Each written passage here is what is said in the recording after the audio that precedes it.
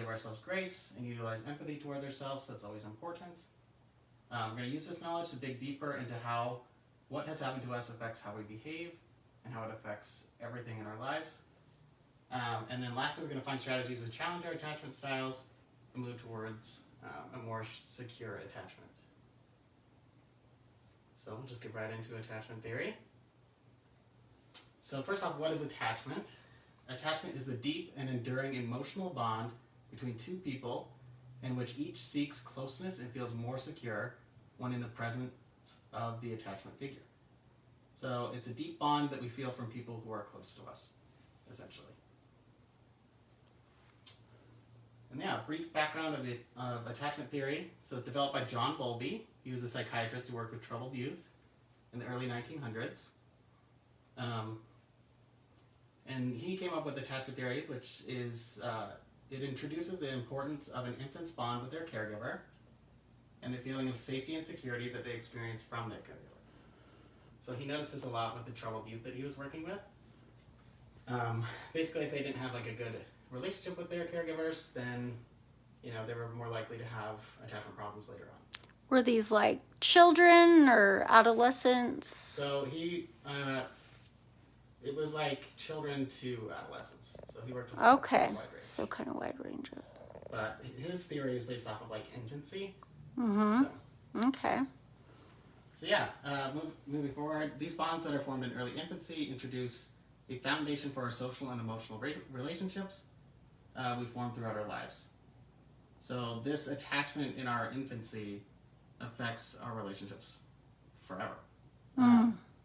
So Bowlby posits that attachment is a survival mechanism that is evolutionarily established to keep us safe from threats.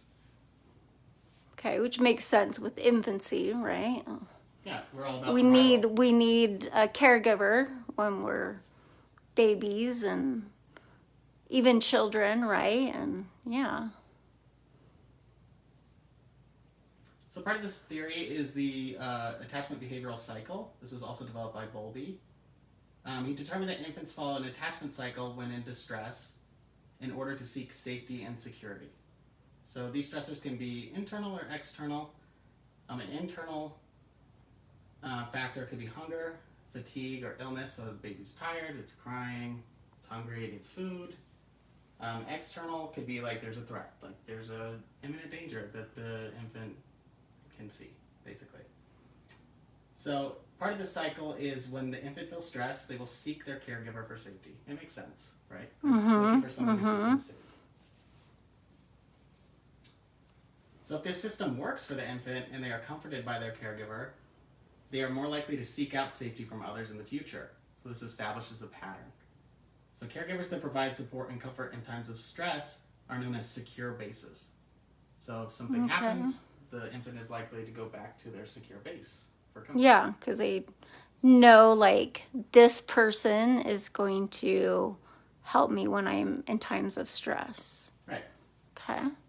If this system does not work, the infant is likely to not seek comfort from others. So Bowlby argues our experience with this system determines our attachment style, which attachment styles are like very pop psychology right now. It's a big thing. The reason why is because it really does affect us throughout our whole lives. Yeah. So getting into the attachment styles, there are 4 that we're going to talk about. So on top we have secure attachment, which is 50% of the population. We have anxious or ambivalent attachment, which is 20% of the population. We have avoidant attachment, 25%, and then fearful avoidant or disorganized, which is 5%. Interesting. So those secure bases have kind of to do with the security type, whether it's secure or insecure. Right. Those relationships will determine like which attachment style we have. Okay. So based off of our experience as an infant, that's what our attachment style will be throughout our lives. Okay, awesome. So first we're going to talk about secure attachment. This is the capacity to connect well with others. So this is what we hope to have, right? So children with secure attachment see the world as a reliable and friendly place and will likely connect with others when in need. Securely attached children use the caregiver as a secure base with which to explore their social world and a safe haven to turn to during times of distress.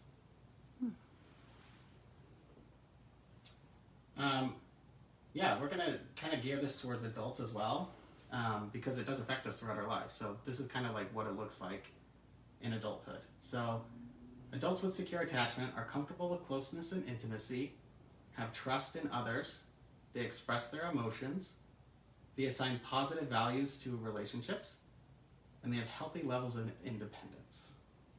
The next one we have is anxious or ambivalent attachment. This is the fear that others will not reciprocate their bid for intimacy and connection. It's often learned when a caregiver is unreliable during attachment behavioral cycle. Infant typically would resist interactions with caregiver during distress. So they kind of learn this pattern that we can't really trust our caregiver, but they really want to. Okay, so like even as adults, they kind of have that same behavior with another person in a relationship, basically. Right, yeah. Okay. So we found, research has shown that this continues throughout adulthood. And we'll talk about that in the next slide as well. Infants with anxious or ambivalent attachment have a desire for comfort and connection, so they really want it. But they're anxious about the possibility of not getting it when they need it. So how does it look like? What does it look like with adults? So, yeah, they have a negative view of self and positive view of others. They have a negative self-worth. They're overly dependent on relationships. They have extreme fear of rejection. They have a fear of being abandoned, and they often seek external validation. So, kind of like what we maybe sometimes call like clingy or needy. Yeah, clingy or needy is sometimes perfect. in relationships. Yeah, and they feel a lot of distress when they need that. Codependent. Yeah. So I they know need that they have a this and I feel desire. super anxious about it and Right, but they don't. not getting those needs met Exactly. and not knowing when they're going to be met. Exactly. Okay, avoidant. People with or infants with avoidant attachment, they avoid interaction with caregiver, and they don't just show distress when there's a separation. This typically arises when the caregiver is not given the child comfort when it was needed in the past. They have no tendency to seek comfort from caregivers. So they basically learn that they can't get comfort. So why even bother? So they kind of internalize all of this distress and stress that they face. Yeah. So they avoid attachment. They rely on themselves for emotional support. And they don't share thoughts or feelings with others. So this is established in childhood. They learn that they can't really trust anyone else, so they're going to take care of it themselves. And it's got to be pretty damaging to connection in relationships. Yeah, it's very isolating and lonely. And to the other person. Right, yeah. Too. Yeah. If they're kind of avoiding things. Yeah. Yeah, and whenever they need help, they don't ask for it because they don't Yeah, know how. because they don't know how or they don't trust that. Yeah. Lastly, we have fearful avoidant or disorganized attachment. These are infants that do not fit into either secure, anxious, or avoidant attachment styles. They have a fear of close relationships. They'll use both anxious and avoidant tactics to soothe their fears whenever there's distress. This is common in households that are fear-inducing environments. Infants want to be comforted by a caregiver, but the caregiver has provided fear for the infant in those situations. So frightening caregiver behaviors, caregiver mood swings, whether there's physical or sexual abuse, the caregiver has disorganized attachment style themselves, the caregiver is emotionally withdrawing from child, or abandoning the child for long periods of time.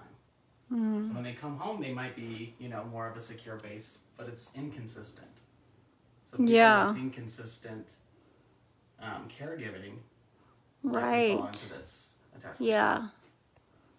So what kind of children do you think usually kind of fall into this attachment style?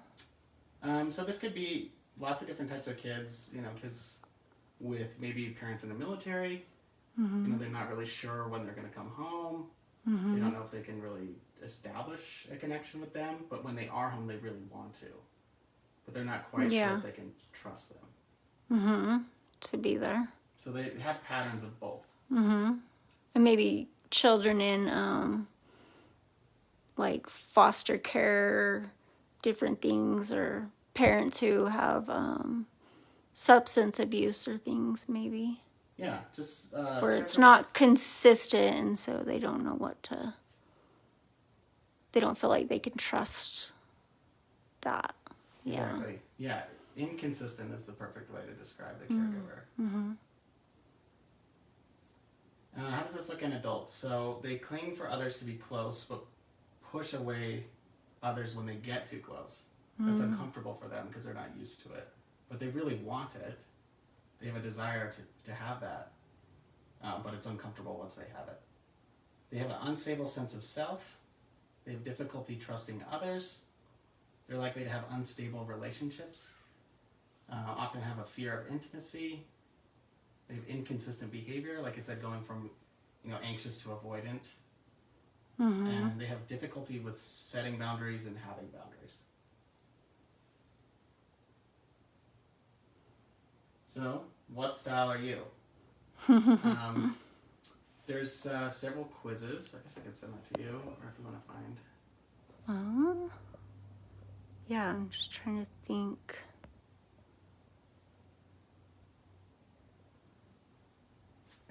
Yeah, text it to me and then I'll post the link here so you guys can all test what style you are. If you don't know already, sometimes, if you've learned about this, sometimes you take and test and things. But I'll post this link in just a second. Any, from our online people, any questions so far about attachment or what we've talked about so far? And you can just type it in. You say anxious, okay.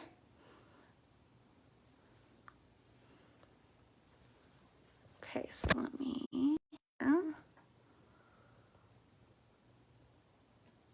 new link, paste, done, show, done. Okay, so there should be a link on the page. Hopefully you guys can see that.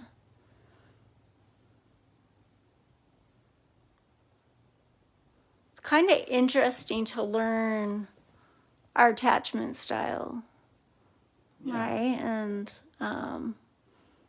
look back at our history and how we create that and how it shows up in adult relationships too.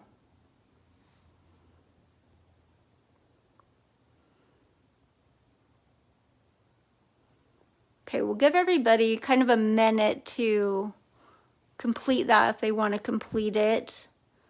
And we're still open for questions if anybody has questions as well. Will we kind of wait for a minute on that?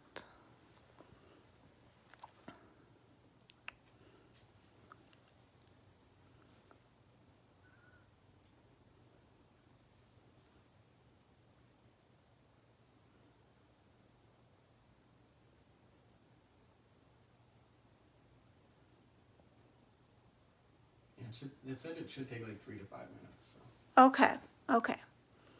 So that's not too bad. This is a pretty good, accurate one too. I've used this one with clients before. Yeah, it's also important to use a good assessment tool. Yes, because there's a lot of junk quizzes out there. that we see, kind of pop quizzes. I don't know what you call them. I guess not pop, but Yeah, like BuzzFeed, what attachment style. right, Something right. like that. So yeah, it's good to have a good one that has more validity in it. Yeah. I've noticed like, oh, okay, yeah, take it whenever. She's having trouble on the phone. Oh, yeah, that's tricky. But at least you have it.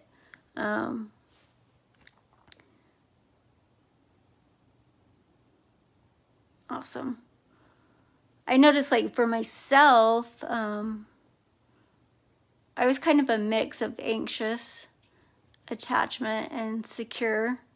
I think I had some security growing up, but some anxious because I didn't always know. My mom was like just very busy, say, right? And so needs were usually met, but sometimes they weren't as much. I had to become more independent.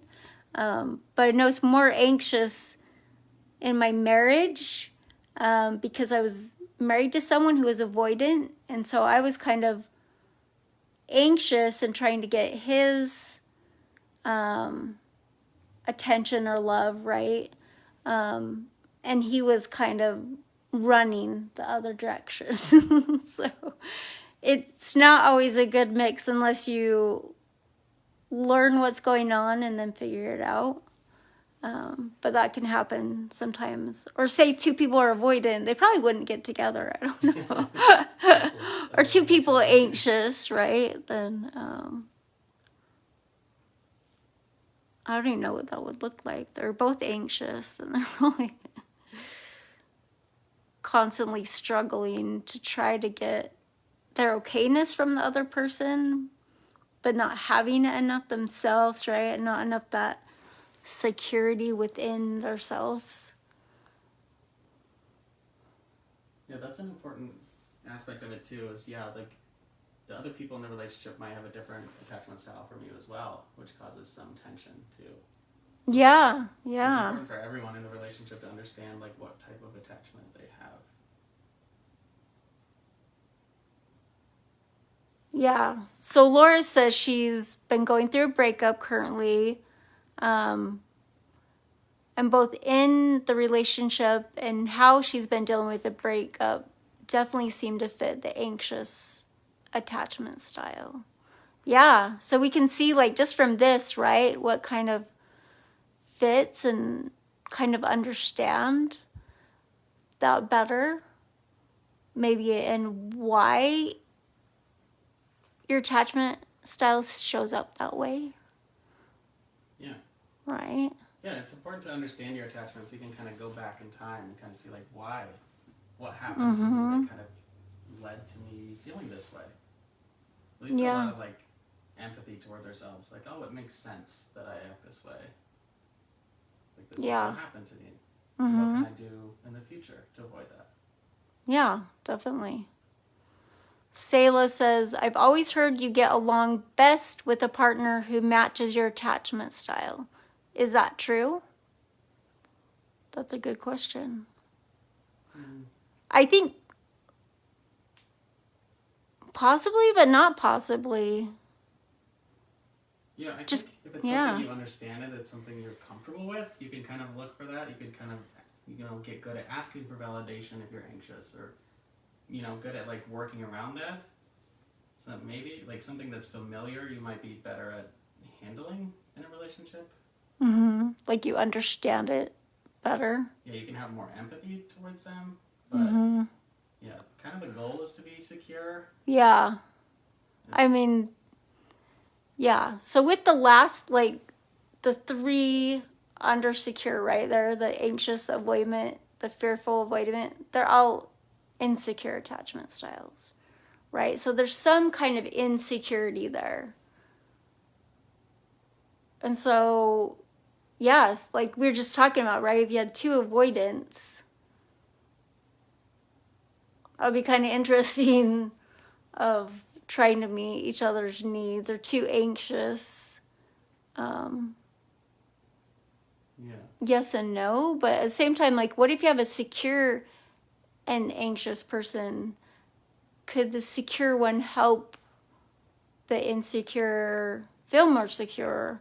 Or could like an insecure and avoidant, could that make the secure person feel more insecure? Yeah. There's so many ways I think there is like could go. like a pendulum there, right? Yeah. So if somebody who is secure is with someone who's like one of the insecure traits, you can kind of learn from them how, like, you can learn from them secure behaviors and kind of become more secure yourself over time because you're getting your needs met, which you didn't get your needs met in the first place, which is why you have this attachment style. But now that you're getting your needs met, you start to slowly kind of, I would think, feel more secure. Yeah. And maybe your own kind of work on yourself of feeling more secure yourself and getting, like, meeting your own needs. Right? Could make you feel more secure if it's done in a healthy way. Yeah. Start to become a little bit more independent. Yeah. In a good way, like interdependent, right?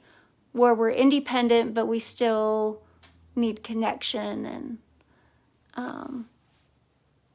with another person, right? Right. Yeah, I guess, interdependent is good because independent would be like avoidant. Right, where you don't want to be like too independent, like I don't need anybody else, like, right? It's, I don't necessarily need anybody else, but I want someone else. And there are certain needs, right, that we do need other people, whether it's romantic connection or relationship or friendships, right? Right. Yeah. Okay, so we're going to move forward. If anyone wants to post, like if they did the attachment quiz, if you want to post that on here, you can, but you don't have to. That's up to you. But yeah, let's move forward, Mason. So now that we know our attachment styles, now what? Yeah. Right? Like, now what? What do I do with this information, right? Right. So the good thing is, kind of like what we're talking about, is attachment styles are not fixed. Attachment styles can change over time. You are not stuck with your current attachment style. Granted, it's going to take hard work, but you could definitely, change and growth can happen through hard work. Yeah. Any change and growth is hard work, but worth it. Right. So how do we do this?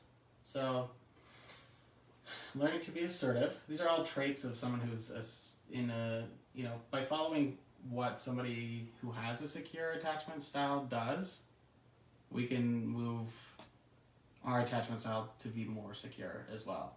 So by learning to be more assertive, learning to identify your emotional needs, and also acknowledging that you deserve to have your needs met, practicing self-acceptance, your needs matter, and it is our right that you have needs.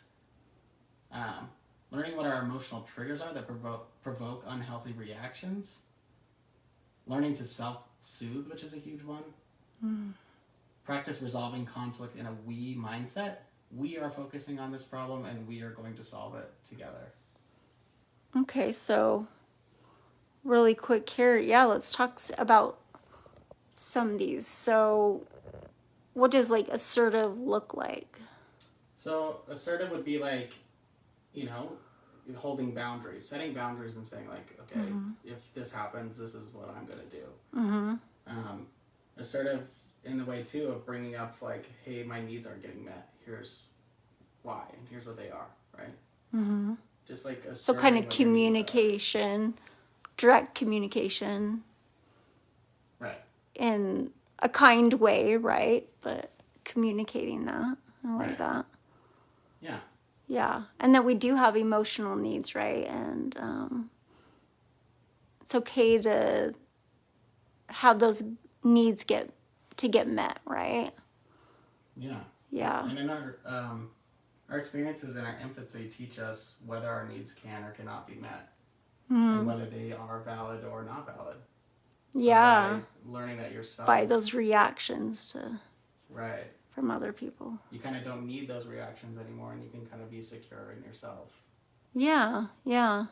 And I love that, like, self-soothe, right? And that's something we should learn in infancy, but don't always, right? And so being able to find ways and learn ways to do that and meet that need yourself can help you feel more secure in your relationship. Right. Yeah, It I like it that. also helps us be like more independent or more interdependent, I guess. So Mm-hmm. it's like you can be empowered to know that, oh, I don't need someone else to make me feel better right now. Mm-hmm. You could in the future, but there's some things that that we can solve ourselves. We don't need someone else to do that for us. Yeah, yeah. Okay.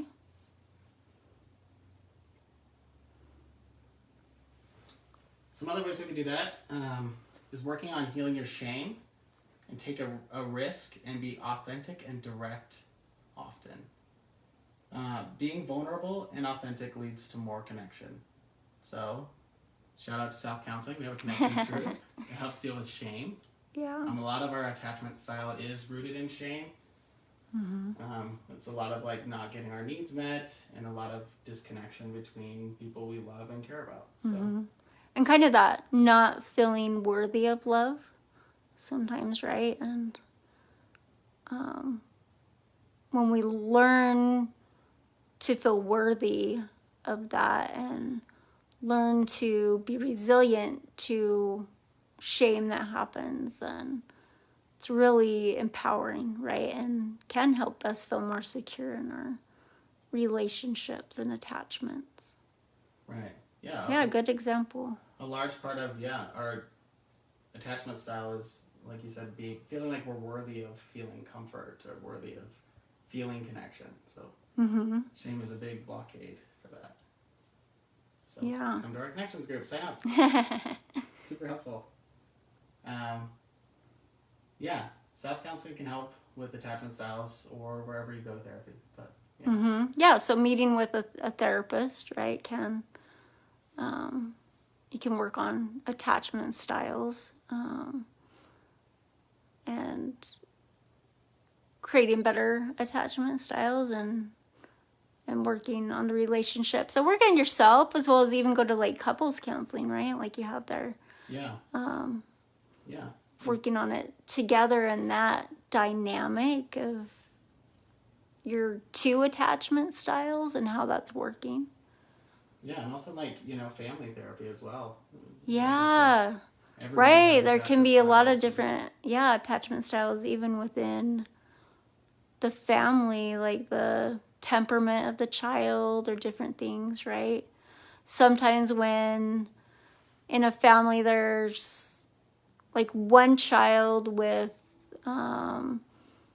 special needs, right? Some of the other children may feel less seen, right? And have that need to please more and be the good child. So that could be related to attachment. I could see that. So yeah, I like that. So I'll go over the slide. Anyways, I guess, but we kind of covered everything. But Yeah. So we offer individual, group, and couples counseling. This can help us work through our attachment styles, help you heal your inner child, so you can kind of move on and be more secure. You deserve to feel secure in your relationships, and you can do that. We all deserve there's it. hope. Yeah, it's possible. Yeah, but by understanding your attachment style, then you can start to improve it and change it. Yeah. And it makes you feel better. You don't totally. Like I don't have to be stuck in this. I don't have to be anxious in attachments all the time, right? And or avoidant or whatever, right? You can be comfortable in your relationships. And like I said before, Connections Group is awesome for shame resiliency and promoting healthy relationships through personal self-growth. So that self-growth part is really important, this empowerment. Like, somebody doesn't need to always take care of my needs. And I can advocate for myself when I do have needs in a healthy way. I like that. So Mason, what's your attachment style? Mine is definitely anxious attach. Yeah. Yeah. My mom was very busy growing up, like yours. So Mm-hmm. just not really knowing, Yeah. having that. When things. Yeah. Yeah. How's that show up in your current relationship? Yeah, lots of asking for validation and support. I'm kind of learning to cope through it, kind of become more secure. But yeah, it's a work in progress. That's something to acknowledge too. Is like, it takes time. Things that take a long time. Definitely. Take a long time to write down. So it's okay too. If it's like, well, I've been going to therapy for years and I'm still anxious. That's okay. Just like moving. It's a process. Yeah. Yeah. It's okay if it's never perfect either. Just finding comfort. Yeah. It's just by like just even improving some aspects, right? That's still improvement. Yeah. So we're awesome. So yeah, I guess any more questions from our online folks? Folks. Got my Utah accent going on here.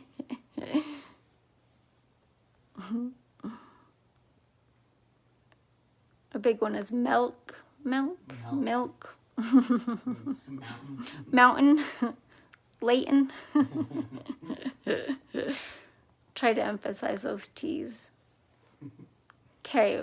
Well, awesome. Thank you all for joining us. I'll try to I can post the PowerPoint on our Facebook page. Should I do that?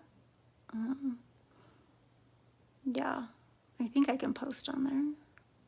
We will find a way to post the PowerPoint. Trying to figure out technology today. So YouTube did not work, unfortunately. We didn't have enough subscribers to do live. And I didn't realize that until like 10 minutes before. So thank you all for finding us and joining us. If you want to find out more about attachment or other topics, follow us or come see us. Thanks so much. We'll see you guys later.